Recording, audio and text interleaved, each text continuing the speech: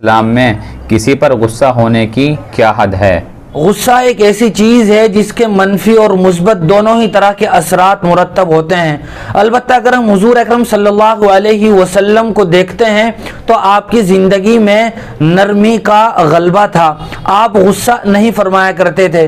اسی لیے حضرت انس ابن مالک رضی اللہ تعالیٰ عنہ کی مشہور روایت ہے، وہ فرماتے ہیں کہ میں جناب نبی کریم صلی اللہ علیہ وسلم کی خدمت میں 10 سال رہا، لیکن آپ نے مجھے کبھی یہ نہیں کہا کہ آپ نے یہ کیوں کیا، اور یہ بھی نہیں کہا آپ نے یہ کیوں نہیں کیا۔ اس سے اس بات کا پتہ چلتا ہے کہ آپ صلی اللہ علیہ وسلم کے اخلاق بھی اعلیٰ درجے کے تھے اور آپ نرمی کا معاملہ بھی فرمایا کرتے تھے۔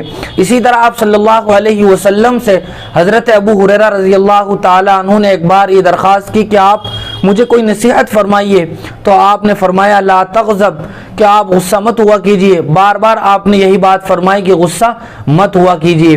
اسی طرح حضور اکرم صلی اللہ علیہ وسلم نے متعدد مواقع پر غصے سے متعلق اس بات کی تلقین کی ہے کہ غصے سے احتراز کیا جائے۔ آپ نے ایک روایت میں فرمایا ان الغضب من الشیطان، کہ یہ غصہ شیطانی اثرات میں سے ہوتا ہے۔